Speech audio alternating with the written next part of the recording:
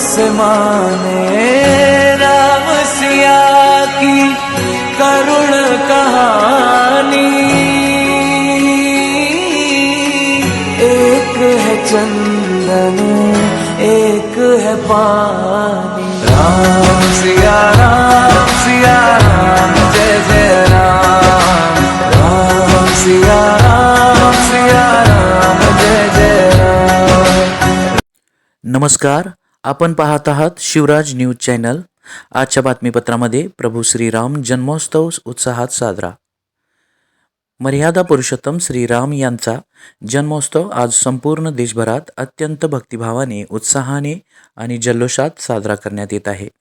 सत्य, धर्म, कर्तव्यनिष्ठा आणि आदर्श जीवनमूल्याचे प्रतीक असलेल्या प्रभू श्रीरामाचे जीवन आज ही प्रत्येक भारतीयांसाठी प्रेरणादायी आहे।